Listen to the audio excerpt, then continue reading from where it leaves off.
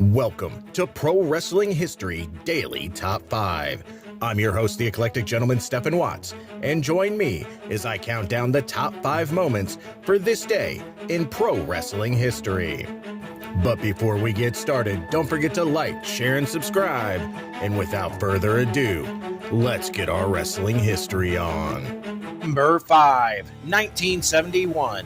Yvonne Robert dies at age 56 in Quebec. Robert was a 16-time World Heavyweight Champion in Montreal, as well as a World Champion in the National Wrestling Association and Boston American Wrestling Association. He was also one half of the NWA Canadian Open Tag Team Champions with Whipper Billy Watson and the Mid-American NWA World Tag Team Champions with Billy Wicks. Number 4, 2021. Paul Orndorff passes away.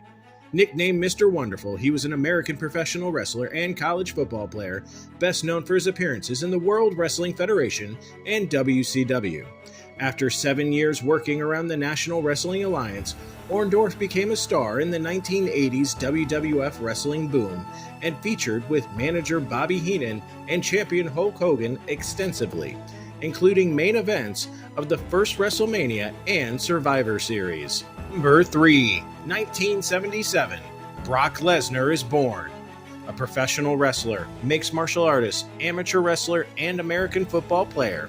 He is the only person ever to hold the WWE Championship, the UFC Championship, the New Japan Pro Wrestling Championship, and an NCAA Championship. Number 2, 1992. Big Van Vader pins WCW World Heavyweight Champion Sting after a powerbomb to win the title. Number 1, 1986. The WWF Holden Event at Madison Square Garden in New York City, New York, which aired live on the MSG network. The main event sees Bruno Sammartino and Tito Santana defeat Adrian Adonis and WWF Intercontinental Champion Randy Savage in a steel cage match, when Sammartino and Santana both escaped the cage through the door and over the top respectively.